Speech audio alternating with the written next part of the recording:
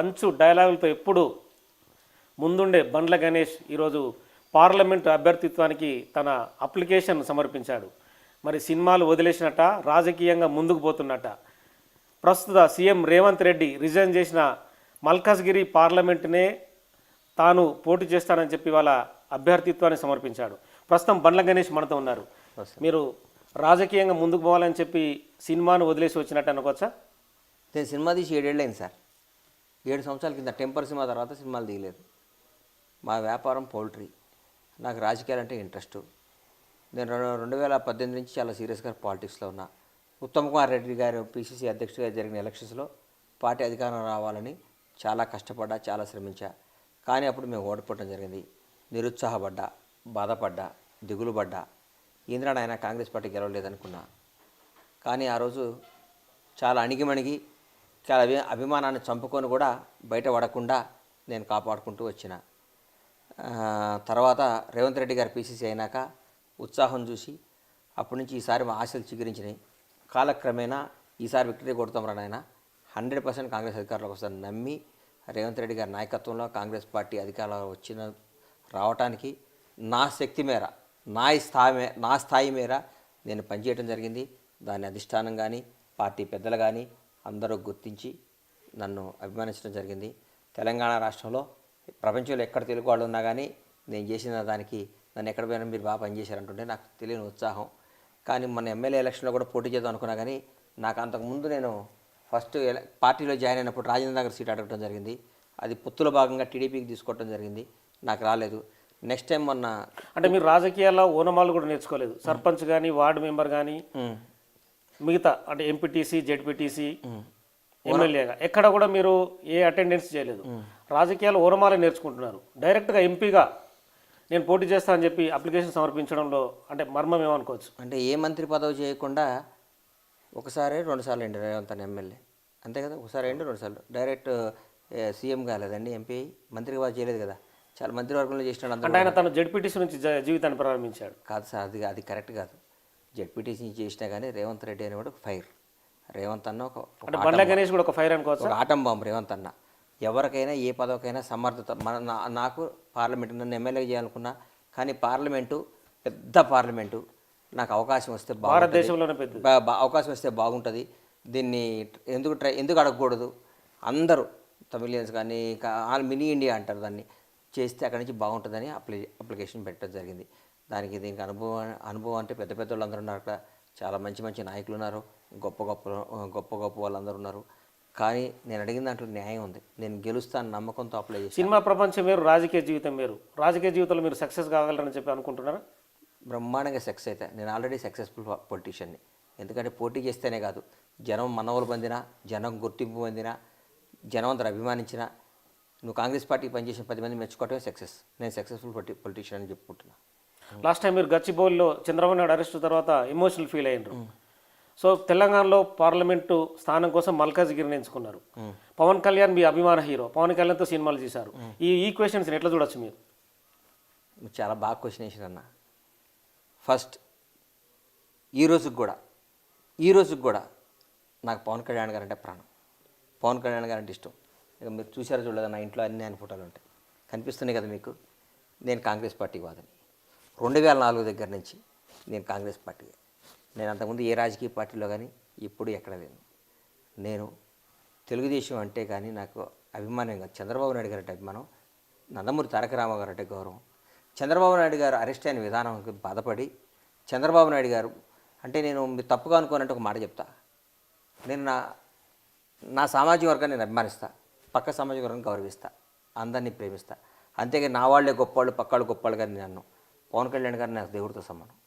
రేవంత్ రెడ్డి గారు నా అభిమాన రాజకీయ నాయకుడు. స్టార్డమ్ బొత్స సత్యనారాయణ గారు అంటే నాకు రాజకీయంగా ఇష్టం. అట్లాగే ఎంతోమంది. అంటే ఏపీ సీఎం జగన్ ఇష్టం లేదా? నాకు జగన్ గారు అంటే ఇష్టం లేదు, ప్రేమ లేదు, అట్లాగే కోపం కూడా లేదు నాకు ఆయన మీద. జగన్మోహన్ రెడ్డి గారు నేను ఎప్పుడు కలవలేదు, నాకు పరిచయం కూడా లేదు. జగన్మోహన్ రెడ్డి గారు నాకు పరిచయం లేదు. నేను కథ నేను చెప్పిన పేర్లందరూ కలిసా. పవన్ కళ్యాణ్ గారితో ప్రయాణించా. జగన్ చెల్లెలు షర్మిల ఏపీ పిసిసి ప్రెసిడెంట్ అయింది. మీ స్టాండ్ ఎలా ఉండబోతుంది? ఇక్కడ 3 ఈక్వేషన్స్ వస్తాయి. చంద్రబాబు నాయుడు మీకు అభిమానం అంటున్నారు, పవన్ కళ్యాణ్ మీ అభిమాన హీరో అంటున్నారు. ఏపీలో రాబో అసెంబ్లీ ఎన్నికలు జరగబోతున్నాయి. బండ్ల గణేష్ ఎవరిని ఇందులో సమర్థిస్తాడు? ఆంధ్ర రాజకీయాల గురించి నేను మాట్లాడను, కానీ అక్కడ షర్మిల గారు పీసీసీ పదవి చేపట్టిన దగ్గర నుండి నేను చూస్తున్నా వైసీపీ వాళ్ళు గజగజలాడిపోతున్నారు, గజగజలు వణికిపోతున్నారు వైసీపీ వాళ్ళు. ఈ కరెక్ట్ టైంలో మా కాంగ్రెస్ అధిష్టానం షర్మిల గారిని అక్కడ పీసీసీగా పెట్టడం అసలు డ్రై అయిపోతుంది, ఏం లేదనుకున్న కాంగ్రెస్ పార్టీకి ఉత్సాహం తీసుకొచ్చారు. కార్యకర్తలు ఒక తెలియని క్రేజ్ వచ్చేసింది. ఆవిడ మాట్లాడుతుంటే ప్రతి ఒక్క వైసీపీ నాయకులు అయితే అటెన్షన్ అయిపోయారు. అమ్మ ఈరోజు షర్మిల మేము మాట్లాడుతుందని చాలా ఆనందంగా ఉంది. నేను కాంగ్రెస్ వాదిని, ఫక్తు కాంగ్రెస్ మనిషిని.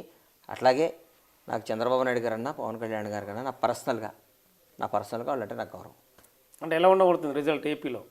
జగన్ గారు అయితే ఉద్దండులు ఇక్కడ ఉన్నారు, అన్నా చెల్లెళ్ళు, అవతల పక్కన రాజకీయంగా ఉద్దండులు చంద్రబాబు. వైసీపీ అయితే గెలవదు అనుకుంటున్నా సార్ నేను. అంటే మీకున్న నాకున్న సమాచారం మేరకు వైసీపీ గెలవదు. నాకు చూస్తుంటే పరిణామాలు మీకు లెక్కలు కొన్ని నాకు లెక్కలు నా మనస్సాక్షి అది. షర్మిల గారు వచ్చినాక అక్కడ రాజకీయ సినారీ మారిపోయింది. ఆవిడ చేస్తున్న విధానం బ్రహ్మాండంగా ఉంది. ఆవిడ దూసుకుపోతున్న తత్వం చాలా బాగుంది. ప్రజలకు చాలా చేరువయ్యారు. ఆవిడ నడక, ఆవిడ మాట తీరంతా రాజశేఖర రెడ్డి గారు గుర్తొస్తున్నారు. రాజశేఖర రెడ్డి గారి కళ్ళగా మొన్నటి వరకు తెలంగాణలో ఆమె ఒక పార్టీని లీడ్ చేస్తూ వెళ్ళారు కదా, ప్రస్తుతం అక్కడికి డివైడ్ అయ్యి అక్కడి నుంచి మళ్ళీ ఇక్కడ రేవంత్ రెడ్డి గారు ఆరా ముందు, రేవంత్ రెడ్డి గారు పనితీరు ముందు, రేవంత్ రెడ్డి గారు స్పీడ్ ముందు ఇక్కడ అంతా ఫోకస్ అంతా మా తెలంగాణలో కాంగ్రెస్ పార్టీ మీద, రేవంత్ రెడ్డి గారి మీద, రేవంత్ రెడ్డి గారి నేతృత్వం పైన ఉండటం జరిగింది. కాబట్టి మేము అప్పుడు అనుకోలేదు. ఇప్పుడు మన షర్మిలమ్మ అక్కడ పోతున్న తీరు చూస్తుంటే చాలా ఆనందంగా అనిపించింది. సో ఇప్పుడు పార్లమెంట్ నుంచి మీరు మీ అప్లికేషన్ని మూవ్మెంట్ చేశారు అంటే ఏఐసిసి నుంచి మీకు ఏమన్నా మంచి సంబంధాలు ఉన్నాయా, లేకుంటే మీకు ఏమన్నా రేవంత్ రెడ్డి గారి నుంచి మీకు ఏమన్నా ఇన్పుట్స్ ఉన్నాయా? అంటే మీకు భరోసా టికెట్ ఇస్తారని నా మీద నాకు నమ్మకం ఉంది సార్. నమ్మకాలు రాజకీయంగా ఒక భరోసా ఉండే, భరోసాలో దేనికి పనికిరానికి భరోసా ఉండని ఇస్తే గెలుస్తారా? భరోసాలు ఏముండవు. భరోసాకి నాకు రికమెండేషన్ క్యాండిడేట్ వద్దు సార్. ఎవరో రికమెండ్ చేస్తేనే, ఎవరో మెర్సీతో వద్దు. నాకు మెర్సీతో నాకు వచ్చే టికెట్ నేను తీసుకోను. బండ్ల గణేష్ పనికి వస్తాడంటే టికెట్ తీసుకుని పోటీ చేస్తా. బండ్ల గణేష్ పని నన్ను మొత్తం కంప్లీట్ కానికుండా మీరు క్వశ్చన్లు వేస్తే నేను ఆన్సర్ ఇవ్వలేను. నన్ను మీరు అడిగినప్పుడు నేను మొత్తం చెప్పేదాకా మీరు ఏం అడగచ్చు. కాంగ్రెస్ పార్టీ గురించి నా మీద నాకు నమ్మకం ఉంది. నేను కాంగ్రెస్ పార్టీకి పనిచేసిన, కాంగ్రెస్ పార్టీకి నేను మంచి ఎంపీ క్యాండిడేట్ అనిపిస్తుంది. నాకంటే మంచి వాళ్ళు ఇచ్చినా నేను దానికి రియాక్ట్ అవ్వను. కానీ గెలవాలి, గెలిచేవాడు టికెట్ ఇవ్వాలి. నాకు అర్హత ఉంది కాబట్టి నేను అప్లై చేశాను. నాకు డెఫినెట్గా నన్ను ఆదరిస్తారు. అంతేగాని నాకు ఏఐసిసి పెద్దలతో ఇంకొకళ్ళ బ్లెస్సింగ్సో, ఇంకొకళ్ళ దయానో, ఇంకొకళ్ళ ప్రాప్తమో నాకు వద్దు. నేను గణేష్ నిలబడగలడు అని నమ్మకం ఉంటే పెద్దలు టికెట్ ఇస్తే నేను చేస్తా. కానీ నేను రికమెండేషన్ క్యాండిడేట్ని కాదు.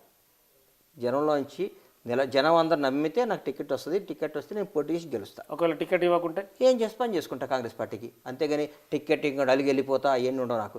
నేను కాంగ్రెస్ వాదిని, కాంగ్రెస్ పార్టీ మనిషిని. ఇచ్చినా ఇవ్వకున్నా టికెట్ ఇస్తారు నమ్మకం ఉంది.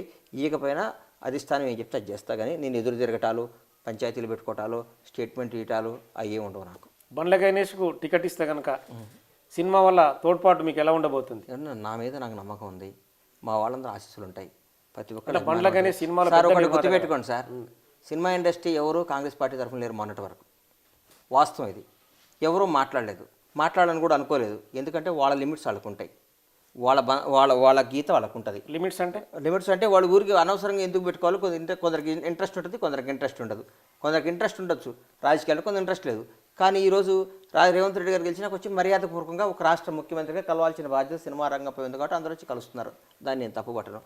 నేను రేవంత్ రెడ్డి గారు మేము కాంగ్రెస్ పార్టీ ప్రతిపక్షంలో ఉన్నా, అధికార పక్షంలో ఉన్నా, మేము చాలా డిప్పులో ఉన్నా, ఎక్కడున్నా నేను కాంగ్రెస్ పార్టీ. సినిమాకు రాజకీయానికి సంబంధం లేదు. సినిమా వాళ్ళందరూ వచ్చి నాకు సపోర్ట్ చేయాలని నేను అనుకోను. సినిమా అది ఒక అద్భుతమైన రంగం.